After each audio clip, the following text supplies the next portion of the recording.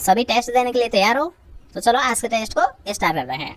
तो आज का हमारा फर्स्ट क्वेश्चन है, लीची का कौन सा भाग का हिस्सा है? याद रखना कि लीची का कौन सा भाग का हिस्सा है? थैलेमस का हिस्सा है, मेसोकार्प का हिस्सा है, एंडोकार्प का हिस्सा है, फिर फ्लेक्सी एरियल का हिस्सा है।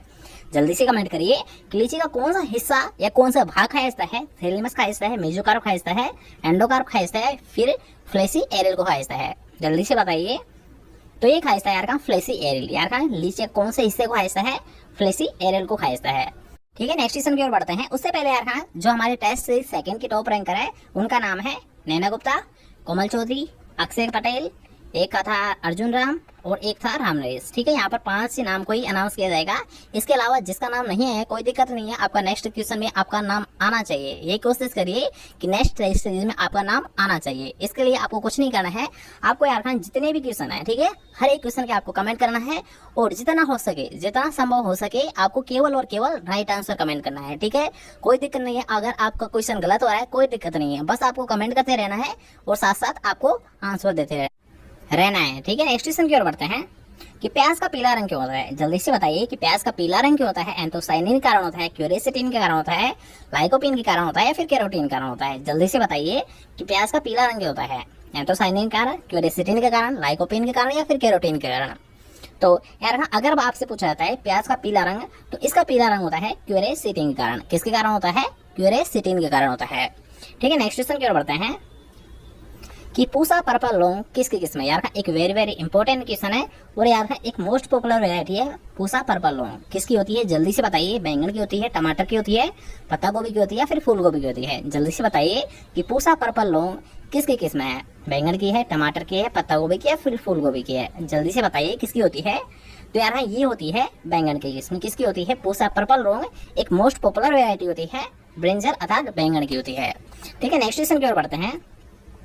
तो नेक्स्ट क्वेश्चन यार टमाटर का लाल रंग क्यों होता है? कई बार हमने इसे सोल्व कर लिया है, तो जल्दी से बताइए कि टमाटर का लाल रंग क्यों होता है? कैप्सिसिन के कारण, एंथोसाइनिन के कारण, कैप्सिथिन के कारण या फिर लाइकोपीन के कारण? जल्दी से बताइए कि टमाटर का लाल रंग क्यों होता है? इसका कारण क्या होता है? कैप्सिसिन होता है, एंथोसाइनिन होता है, कैप्सिथिन होता है या फिर लाइकोपीन होता है? जल्दी से कमेंट करिए किसके कारण होता है टमाटर का लाल रंग। तो इसका राइट आंसर रखा कि जो टमाटर का लाल रंग होता है ये होता है लाइकोपीन के कारण। किसके कारण होता है?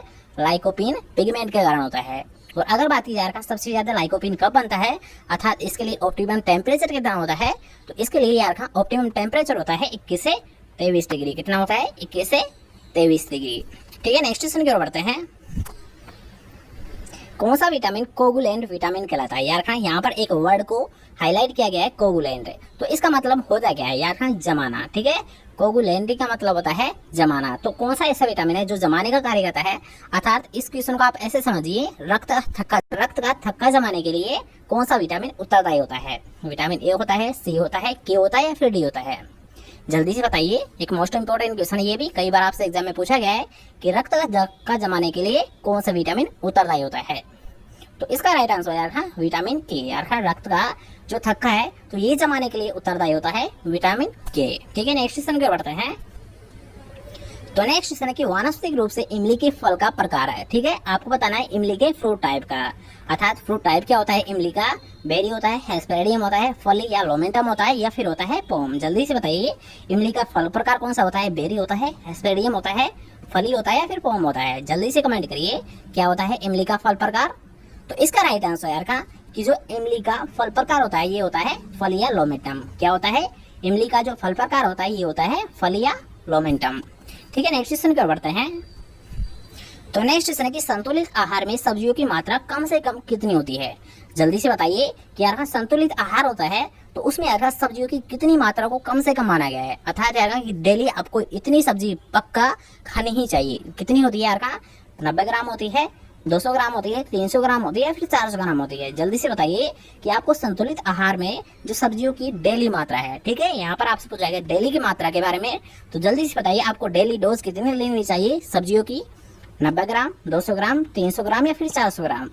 तो यार इसकी जो डोज बताई गई है अर्थात जो डेली डोज है वो कितनी है? 300 ग्राम। अर्थात यार आपको पर डे जो सब्जी है ये 300 ग्राम खानी चाहिए। कितनी खानी चाहिए? 300 ग्राम। ठीक है, नेक्स्ट क्वेश्चन की ओर बढ़ते हैं।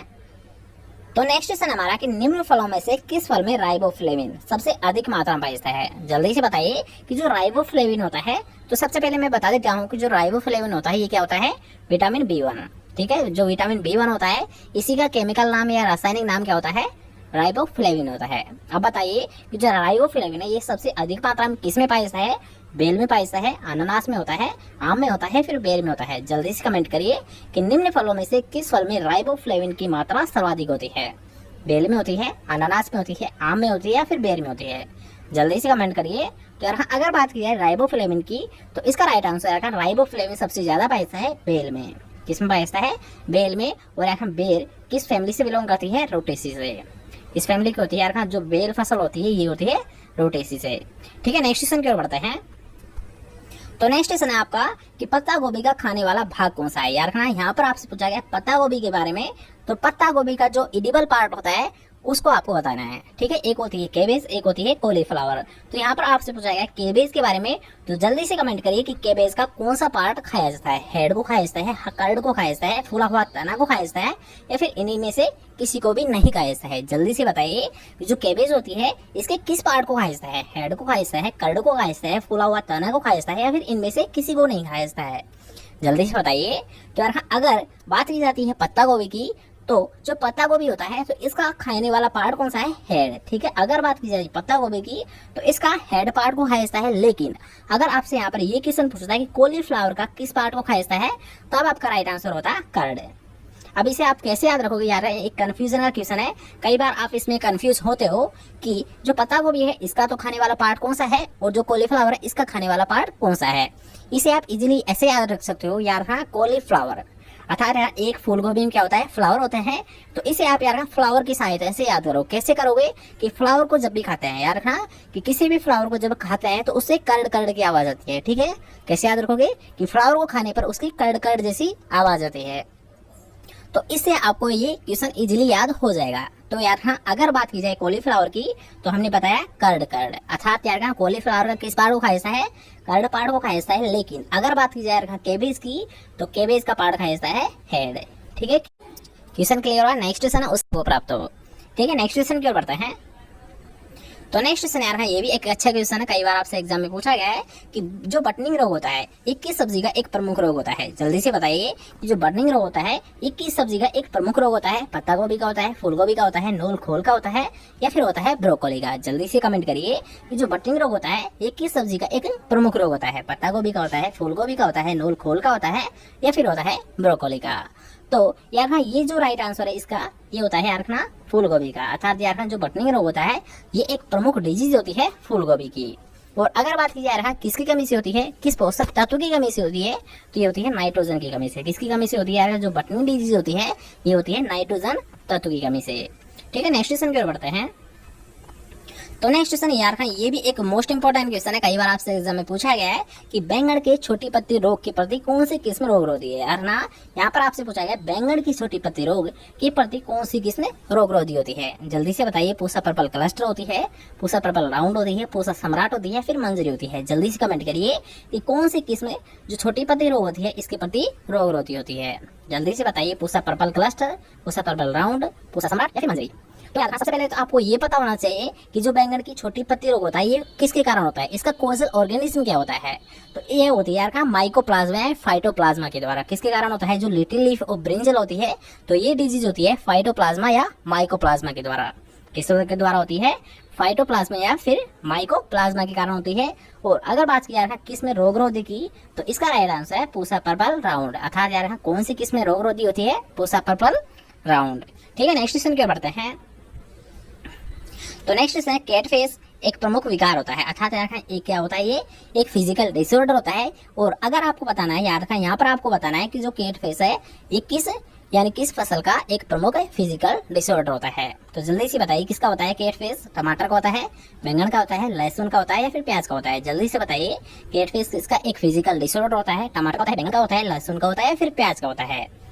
जल्दी से बताइए। तो यार जो कैट फेस होता है ये होता है टमाटर का। किसका होता है, एक फिजिकल डिसऑर्डर ये होता है टमाटर का।